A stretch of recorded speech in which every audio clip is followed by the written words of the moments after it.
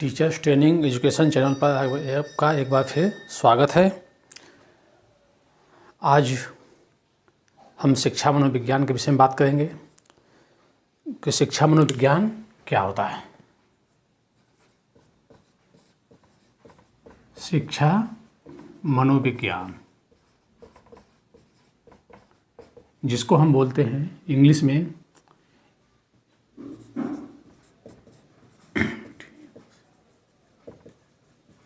Educational psychology.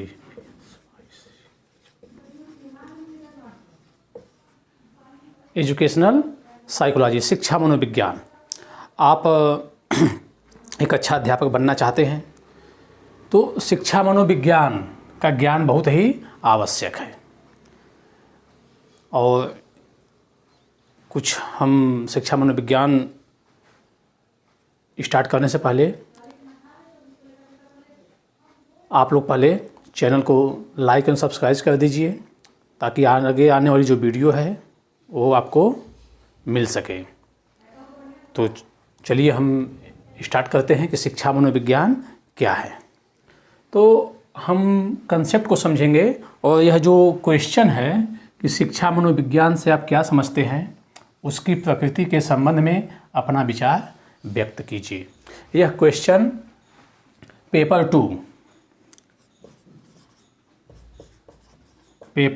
2 के नाम से, यानी आप M.Ed, B.Ed, D.El.Ed, यह आपका M.Ed में भी आता है, शिक्षा मनोविज्ञान की टॉपिक है। शिक्षा मनोविज्ञान ही जब तक एक अध्यापक शिक्षा मनोविज्ञान का ज्ञान प्राप्त नहीं कर लेता तब तक वह अच्छे ढंग से टीचिंग का कार्य नहीं कर सकता। तो इसलिए शिक्षा मनोविज्ञान बहुत ही आवश्यक है। तो M.Ed में भी, B.Ed में भी और D.El.Ed में भी, सभी के लिए यह क्वेश्चन जो है, पहला क्वेश्चन जो आता है एग्जाम में यही आता है कि शिक्षा मनोविज्ञान से आप क्या समझते हैं, या किसी किसी एग्जाम में आता है कि शिक्षा मनोविज्ञान की प्रकृति का वर्णन कीजिए। तो क्वेश्चन कन्फर्म है आता है। D.El.Ed में आता है आपका 12 नंबर का आता है, और B.Ed में भी 15 नंबर का, M.Ed में 16 नंबर का, अलग अलग हैं। ठीक है, तो आइए चलिए हम चर्चा करते हैं।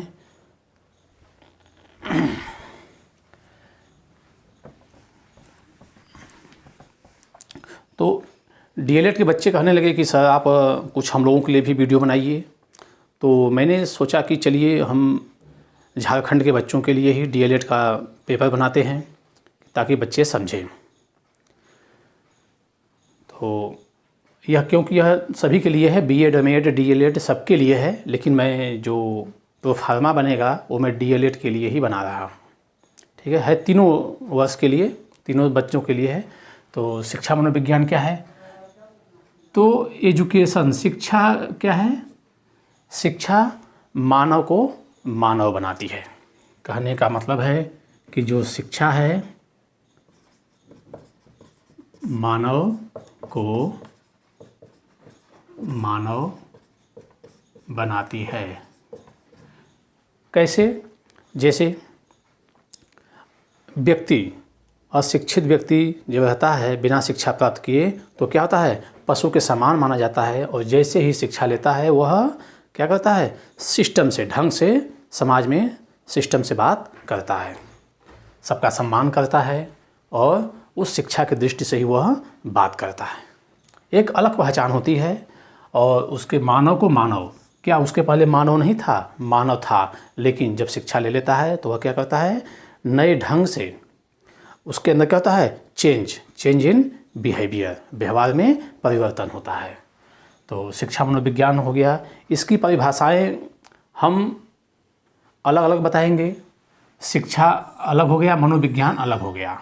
शिक्षा क्या करता है, वृद्धि होती है, ज्ञान की वृद्धि होती है। और मनोविज्ञान क्या करता है, मनोविज्ञान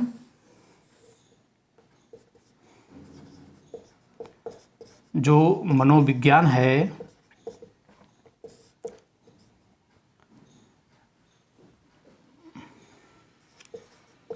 व्यक्ति को समझने में मदद करता है। कहने का मतलब है कि जो मनोविज्ञान है वह व्यक्ति को क्या करता है, समझने में मदद करता है, बालकों को समझने में मदद करता है। यानी कहने का मतलब है अवस्थाओं को, बालकों की अवस्थाओं को समझने में।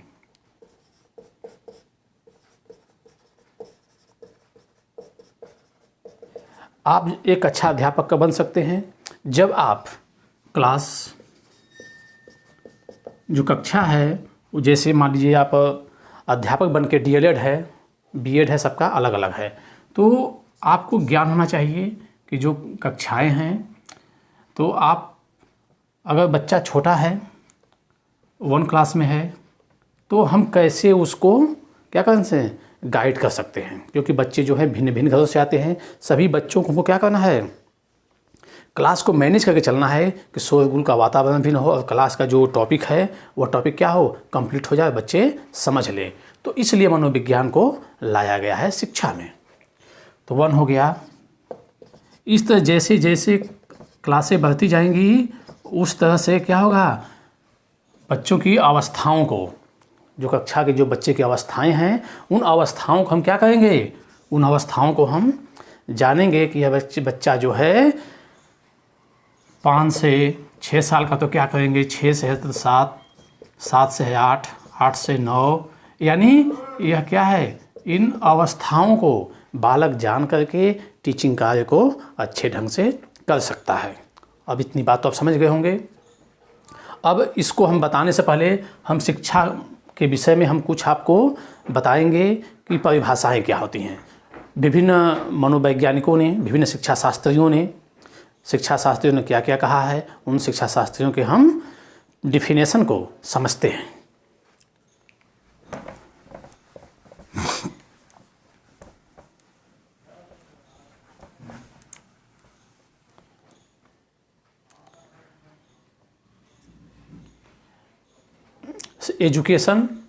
एजुकेशन हो गया, एडुकेटम,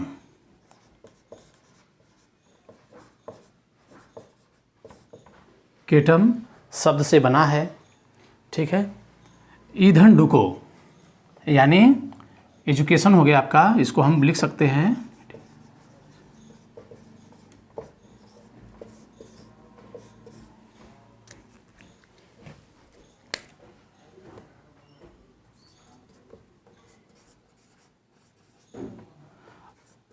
क्या करना है,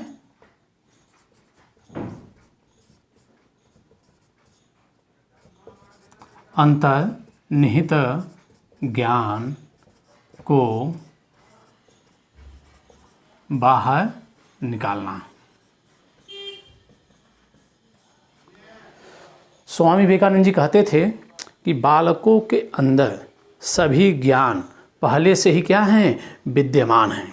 अंतर्निहित शक्तियाँ बच्चों के अंतर्गत क्या हैं, विद्यमान हैं। तो जब हम बच्चों को मोटिवेट करते हैं, हम जब बालकों को मोटिवेट करते हैं तो क्या होते हैं, बच्चे रेडी हो जाते हैं। तो अंतर्निहित ज्ञान, बच्चे के अंदर पहले से ज्ञान क्या है, विद्यमान है। तो अंदर से बाहर, यानी अंतर्निहित ज्ञान को बाहर निकालना एक सफल अध्यापक का काम है। जो बालक हैं उनके अंतर्निहित ज्ञान को बाहर निकालना। तो ये हो गया आपका। अब हम परिभाषाओं को देख लेंगे।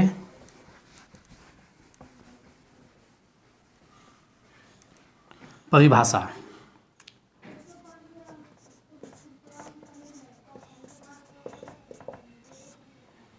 शिक्षा पहले कहाँ दी जाती थी, गुरुकुल पद्धति में दी जाती थी। उसमें क्या होता था, शिक्षक और गुरु की परंपरा थी। शिक्षक और गुरु, शिक्षक और गुरु क्या होते थे, गुरुकुल पद्धति में दी जाती थी। पहले आज के समय जैसे पहले नहीं होते थे। गुरु क्या करता था, बच्चों को मौखिक वाचन करता था। बच्चे क्या करते थे, बिना पाठ्य पुस्तक के उसको कंठस्थ करते थे। इसलिए वह शिक्षा क्या थी, गुरुकुल पद्धति से थी। अब की जो शिक्षा है वो क्या है, कंप्यूटर यानी टेक्निकल का युग है, टेक्निक। तो परिभाषा है, परिभाषा से स्पष्ट हो जाएगा। रविंद्रनाथ टैगोर। रविंद्रनाथ टैगोर क्या कहते हैं? देखिए, इन्वर्टेड कामा लगाएंगे हम, कोई भी परिभाषा देंगे। बोलते हैं सर्वोत्तम शिक्षा वह है जो हमें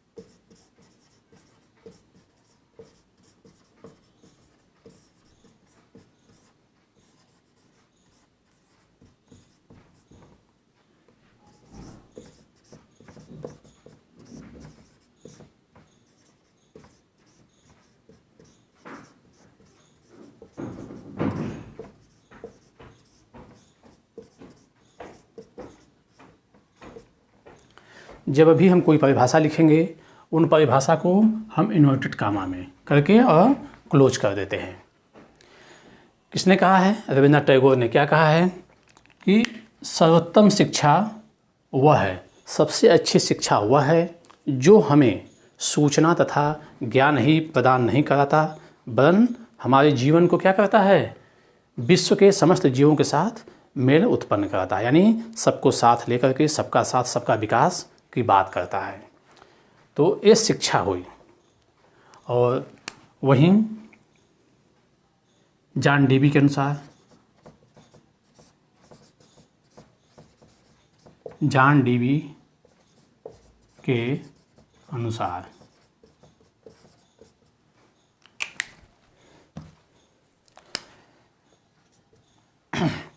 जॉन डेवी का कथन है कि शिक्षा का अपना कोई उद्देश्य नहीं होता, शिक्षा का अपना कोई उद्देश्य नहीं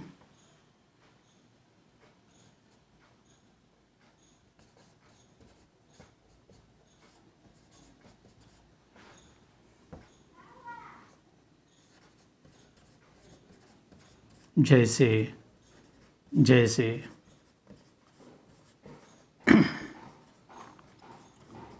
व्यक्तियों का विकास होता है उनके उद्देश्य बदलते रहते हैं। नोटेड कामा क्लोज। शिक्षा का क्या है? शिक्षा का अपना कोई उद्देश्य नहीं होता है। इनका कहना है, जॉन डेवी कहते हैं कि शिक्षा का जो उद्देश्य है उसका कुछ नहीं होता। जैसे कहने का तात्पर्य है कि जो किताबें हैं, जो पाठ्य पुस्तकें हैं, उनका उद्देश्य कुछ नहीं है, उनका नहीं है। उद्देश्य किसके हैं? हमारे और आपके उद्देश्य हैं। क्योंकि हमको शिक्षा ग्रहण करना है, हमको मानव विकास, कल्याण, अपना कल्याण, घर परिवार का कल्याण करने के लिए हम क्या करते हैं? किताबों का अध्ययन करते हैं ताकि हम एक अच्छा जॉब पा सकें। तो इसलिए जॉन डेवी कहते हैं कि शिक्षा का अपना कोई उद्देश्य नहीं होता है। ठीक है। जैसे जैसे व्यक्तियों का विकास होता है उनके उद्देश्य क्या होते हैं? बदलते रहते हैं। जैसे सपोज दैट, मान लीजिए किसी ने कहा कि हमको बस इतना तक ही शिक्षा लेना है, लेकिन जब अच्छा नंबर आता है तो कहता है कि नहीं नहीं, अब हमें आगे तक और पढ़ना है। ठीक है। किसी ने बीएड किया, इसने डीएलएड किया, बीएड किया, अच्छा नंबर आ गया, तो उसने क्या किया, उसका उद्देश्य बदल गया, क्योंकि उसको बीएड करना था, लेकिन अब क्या हुआ, अच्छा नंबर आ जाने से उसका उद्देश्य चेंज हो गया और वो क्या किया, अब एमएड करने लगा। तो इसलिए जॉन डीवी कहते हैं कि शिक्षा का अपना कोई उद्देश्य नहीं होता है, और जैसे जैसे व्यक्तियों का विकास होता है उनका उद्देश्य क्या होता है, बदलता रहता है। तो ये रहा है आपका शिक्षा के लिए कि शिक्षा क्या है। अब हम शिक्षा मनोविज्ञान को एक में बताएंगे। मनोविज्ञान क्या है, मानव व्यवहार का अध्ययन करता है। जो मनोविज्ञान जो होता है मानव व्यवहार का अध्ययन करता है। ये जो होता है आपका मानव व्यवहार का अध्ययन करता है। ठीक है, मानव के व्यवहारों को समझना। ठीक है, ये आपका हो गया। तो साइकोलॉजी में भी बताएंगे, आपको कुछ समझाएंगे साइकोलॉजी क्या होता है। इतना हो गया और हम आगे चलते हैं।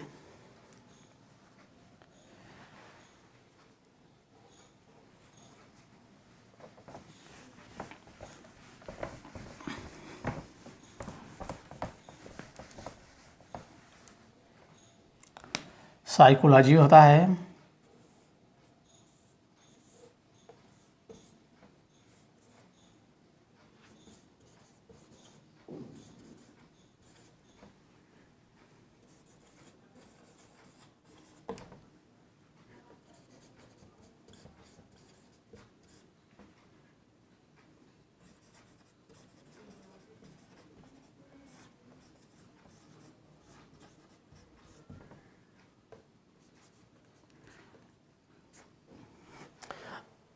साइकोलॉजी का मतलब होता है साइकी धन लोगोस, आत्मा का अध्ययन करना। हम उस आत्मा की बात नहीं कर रहे हैं, उस आत्मा का अध्ययन करना बहुत ही कठिन कार्य है, शोध चल रहे हैं, लेकिन उस आत्मा का हम अध्ययन नहीं कर सकते। हमारा तात्पर्य यहाँ पर बालकों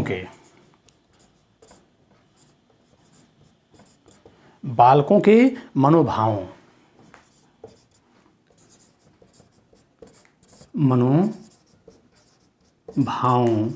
को जानना। साइकोलॉजी का मतलब होता है यहाँ पे, ये जो साइकोलॉजी है यह आत्मा का अध्ययन, उस बालकों के आत्मा का अध्ययन नहीं करना, हमें जानना कि बालक का जो स्वभाव होता है वह उछलना, खेलना, कूदना और साथ में पढ़ना भी उनका एक क्या है।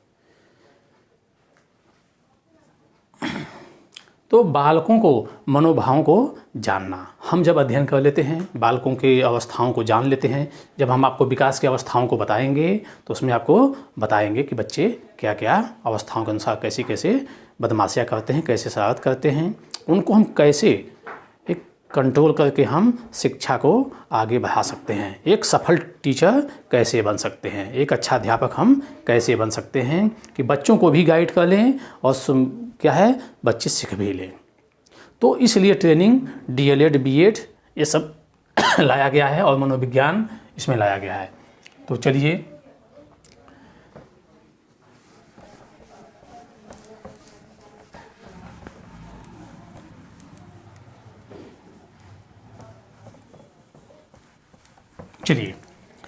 अब हम आपको बताएंगे एग्ज़ाम में जब आता है कि शिक्षा मनोविज्ञान से आप क्या समझते हैं, उसकी प्रकृति के संबंध में अपना विचार व्यक्त किए। यह क्वेश्चन कन्फर्म है एग्ज़ाम में 100%, चाहे बीएड हो, चाहे डीएलएड हो, चाहे एमएड हो, सब में शिक्षा मनोविज्ञान का जो दूसरा पेपर होता है उसमें यह क्वेश्चन आना अनिवार्य है।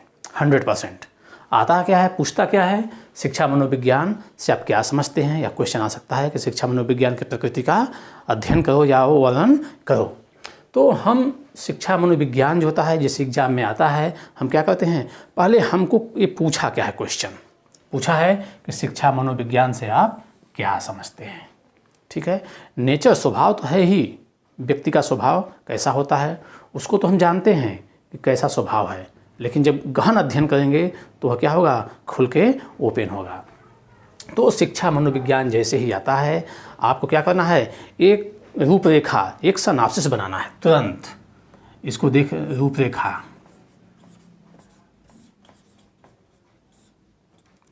सिनॉप्सिस बोलते हैं। सिनॉप्सिस एक डिज़ाइन तैयार करते हैं। जैसे आप कभी जब रिसर्च करेंगे या कुछ अगर मौका मिले तो रिसर्च किया बताया जाता है कि एक अच्छा उत्तर कैसे लिखा जाए, कैसे जीने की कला कैसे होती है।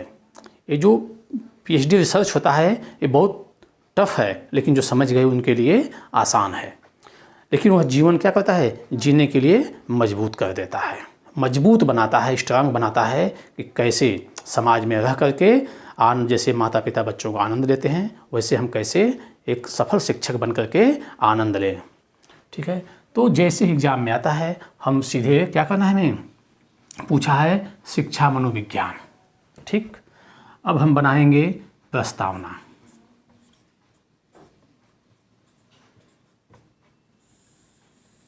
प्रस्तावना जिसको इंट्रोडक्शन बोलते हैं, परिचय बोलते हैं। तो प्रस्तावना का मतलब ये हो गया आपका कि आपकी योजनाएं क्या प्रस्तावित हैं। हम आपको बता चुके हैं, मेरा जो फर्स्ट वीडियो बना है उसमें हमने बहुत विस्तार से बताया है, और बीच में जो भी आते रहेंगे हम घटनाओं को बताते रहेंगे कि कैसे समाज चलता है, कैसे परिवार चलता है, कैसे देश चलता है। उन सब के बारे में विस्तार से जहाँ जहाँ पॉइंट आती जाएगी हम पॉइंटों पे बताते जाएंगे आपको। तो रूपरेखा, प्रस्तावना। तो प्रस्तावना का मतलब ये होता है कि हमारी योजनाएं क्या प्रस्तावित हैं। जैसे आप डीएलएड करने आए, बीएड करने आए, एमएड करने आए, तो आपकी योजना प्रस्तावित थी कि हमको 2 साल का बीएड करना है या डीएलएड करना है। उसके बाद हमको व्यवस्था कहाँ रहना है, रूम कहाँ लेना है, कैसे खर्च चलेगा, वो सब व्यवस्थाएं क्या हैं पहले से ही निश्चित हो जाती हैं। उसी तरह से आपको ये प्रस्तावना है शिक्षा मनोविज्ञान के विषय में बताना है कि शिक्षा मनोविज्ञान क्या है, उसका निष्कर्ष निकलेगा तो क्या उसे समाज सीखेगा। तो ये हो गया आपका प्रस्तावना। लेख का यूज कर लेते हैं। ठीक है, प्रस्तावना। अब हम लिखेंगे शिक्षा मनोविज्ञान। शिक्षा मनोविज्ञान। शिक्षा मनोविज्ञान का अर्थ। ठीक है, अर्थ एवं परिभाषाएं एक ही में कर सकते हैं, अलग भी कर सकते हैं। अर्थ एवं परिभाषा। ठीक है, शिक्षा मनोविज्ञान का अर्थ एवं परिभाषा। अब शिक्षा मनोविज्ञान का हम अर्थ बताएंगे कि शिक्षा क्या करती है, मानव का कल्याण करती है, और मनोविज्ञान क्या करता है, बालकों को व्यवहार को समझने में मदद करता है। अब परिभाषाएं क्या है, ये जो डिफिनेशन है बहुत ही इम्पॉर्टेंट होती है। बिना डिफिनेशन के, बिना परिभाषा के आपका जो शोध है, जो लिख रहे हैं, जो कॉपियों पे लिख रहे हैं, उस पर क्या है आपको नंबर नहीं मिल सकता। आपने इसका सब कुछ लिख दीजिए, जब तक परिभाषाएं नहीं लिखेंगे। परिभाषाएं कम से कम कितनी होनी चाहिए, कम से कम 5, 2, 3, 2, 3 क्या होना चाहिए, वेस्टर्न, पश्चिमी, पश्चिमी देश, और 2 क्या होना चाहिए, भारतीय, इंडियन, 2 भारतीय। पश्चिमी देश में जॉन डीवी हैं, सुकरात हैं, अरस्तु हैं, आप तमाम से लोग हैं, और जॉन डीवी भी हैं, भारतीय हैं। भारतीय के भी विषय में भी क्या करेंगे हम, भारतीयों के बारे में महात्मा गांधी जी हैं, रविन्द्रनाथ टैगोर हैं, स्वामी विवेकानंद जी हैं, तमाम लोग हैं, हम उनके बारे में हम लिख सकते हैं, उसके विषय में हम आपको बताएंगे। आप बने रहिए क्लास में, ज़्यादा से ज़्यादा चैनल को लाइक एवं सब्सक्राइब कीजिए। सब्सक्राइब कर देंगे तो जो मानक है उस मानक के बाद हम लाइव क्लास लेंगे। तो परिभाषा हो गया। अब हम जो यहाँ पे हैं, अब शिक्षा मनोविज्ञान का उद्देश्य।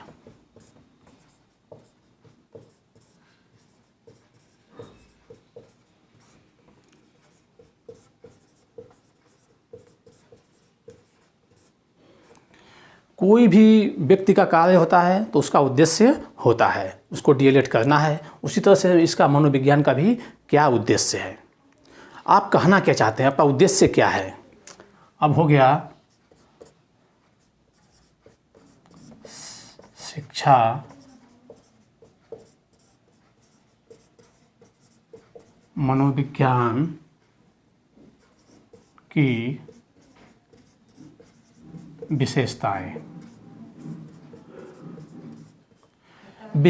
यानी शिक्षा मनोविज्ञान की विशेषताएं। हर व्यक्ति की क्या होता है, उद्देश्य तो होता ही है, साथ में हर व्यक्ति की अपनी अलग अलग विशेषताएं होती हैं। अब हम तीसरा पॉइंट डालेंगे, आगे वाली पॉइंट, शिक्षा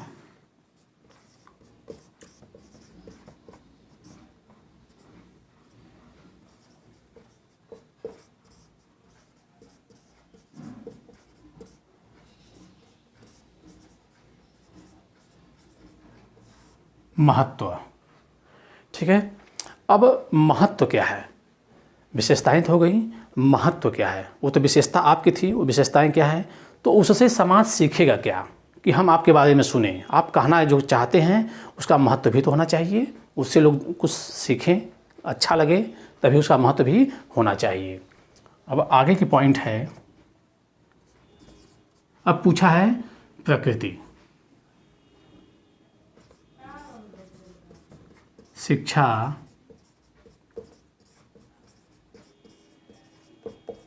मनोविज्ञान की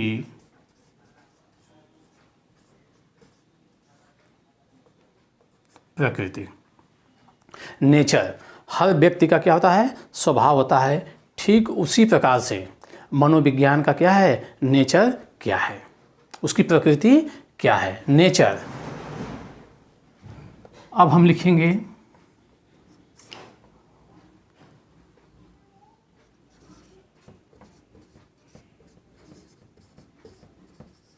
शैक्षिक उपादेयता। शैक्षिक उपादेयता लिख सकते हैं, एक अध्यापक का मनोविज्ञान में क्या महत्व है। तो शैक्षिक उपादेयता का मतलब हो गया शिक्षा में इसका क्या लाभ है।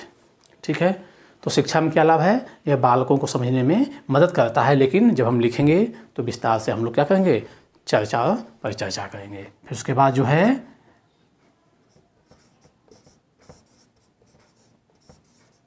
निष्कर्ष। निष्कर्ष यानी आप जो इन क्वेश्चनों को बता रहे हैं, निष्कर्ष क्या निकलेगा। फिर हम जो है संदर्भ ग्रंथ, संदर्भ ग्रंथ, ये हो गया आपका डिजाइन, इसको बोलते हैं हम डिजाइन।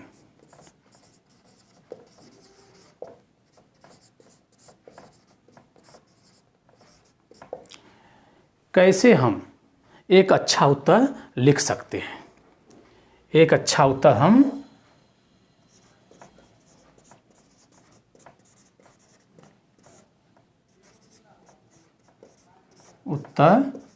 कैसे लिखा जाए।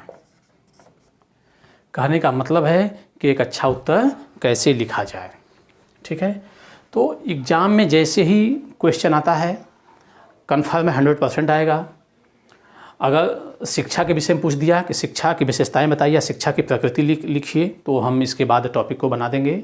जब हम शिक्षा मनोविज्ञान को कंप्लीट करेंगे तो उसके बाद फिर हम आपको शिक्षा का भी बता देंगे कि शिक्षा की प्रकृति के विषय में लिखिए। कभी कभी एग्जाम में आता है कि शिक्षा की विशेषताएं बताइए या शिक्षा की प्रकृति को लिखिए। तो इस क्वेश्चन के बाद हम आगे वाला क्वेश्चन आपको बता देंगे, लेकिन पहले हम इन बिंदुओं पे क्या करेंगे, चर्चा और परिचर्चा करेंगे। जैसे आपको हम बताए थे कि कैसे एक अच्छा उत्तर लिखा जाए। ठीक है, एक अच्छा उत्तर कैसे लिखा जाए, यहाँ पे हो गया। तो अब यहाँ पे एग्ज़ाम में आए तो जो फर्स्ट पेज होता है उस पर हम क्या करेंगे, लिख देंगे। अब इससे स्पष्ट हो जाएगा, जो कॉपी जांचने वाला अध्यापक है वो जान जाएगा कि यह कहना क्या चाहता है, अंदर क्या बताना चाहता है। तो आपको एक अच्छा नंबर, अगर आपका 10 नंबर है, अगर आपने ऐसे लिखा तो आपको 9 कन्फर्म है मिलना है, 10 नहीं मिलेगा। लेकिन 9 मिलेगा आपको, ठीक है। क्योंकि 10 नहीं मिल सकता, मैथ नहीं है, मैथ में मिल जाएगा आपको क्वेश्चन में, क्योंकि कभी कभी छोटी की मात्रा बड़ी की मात्रा क्या है उसमें प्रॉब्लम आ जाती है, इसलिए पूर्ण नंबर नहीं मिल सकता। तो एक अच्छा उत्तर कैसे लिखा जाए, तो इस तरह से आप अगर बनाते हैं तो आपका क्या है 25 से 30 मिनट। प्रश्न क्या हो जाएगा, लिख सकते हैं, प्रश्न को आप लिख सकते हैं, ठीक है। तो इसलिए मेरा बताने का जो उद्देश्य था कि प्रस्तावना हो गया, योजना क्या प्रस्तावित हैं, शिक्षा मनोविज्ञान का अर्थ एवं परिभाषा जो हम आगे बताएंगे आपको, शिक्षा मनोविज्ञान का उद्देश्य, शिक्षा मनोविज्ञान की विशेषताएं, आपका प्रस्तावना हो गया, शिक्षा मनोविज्ञान का अर्थ एवं परिभाषा, शिक्षा मनोविज्ञान का उद्देश्य, हर व्यक्ति का उद्देश्य होता है तो शिक्षा मनोविज्ञान का भी उद्देश्य क्या है, विशेषताएं, जैसे हर व्यक्ति की विशेषताएं होती हैं उस तरह से शिक्षा मनोविज्ञान की भी विशेषताएं होती हैं। शिक्षा मनोविज्ञान का महत्व क्या है उसके विषय में चर्चा करेंगे, परिचर्चा, शिक्षा मनोविज्ञान की प्रकृति के विषय में परिचर्चा करेंगे। अब शैक्षिक उपादेयता, शिक्षा में इसका क्या लाभ है, इसको हम जो क्वेश्चन हम लिख रहे हैं एग्जाम में उससे जो अध्यापक कहाँ पे जांचेगा उससे क्या बच्चों को ट्रेनिंग दे सकता है। निष्कर्ष और संदर्भ ग्रंथ, यह अच्छा उत्तर कैसे लिखा जा सकता है। अच्छा उत्तर लिखने के लिए आपको अध्यापक बन करके लिखना होगा, यानी पूछ रहा है क्वेश्चन कि जब शिक्षा मनोविज्ञान से आप क्या समझते हैं, कहने का तात्पर्य है कि आप एक अच्छा अध्यापक कैसे बनेंगे, ठीक है। तो ये अध्यापक आप जब ट्रेनिंग ले रहे हैं तो पूछ रहा है कि जब आप विद्यालय में जाएंगे तो कैसे बच्चों को एक अच्छा शिक्षण कार्य कर सकते हैं, कैसे मोटिवेट कर सकते हैं, कैसे बच्चों को प्रेरित कर सकते हैं। तो ये प्रश्न है, इस तरह से हम एक एक बिंदु पे हम चर्चा और परिचर्चा अगले वीडियो में करेंगे। अब चैनल को लाइक एवं सब्सक्राइब कर दीजिए और उसके बाद हम अगले वीडियो में आपसे मिलेंगे।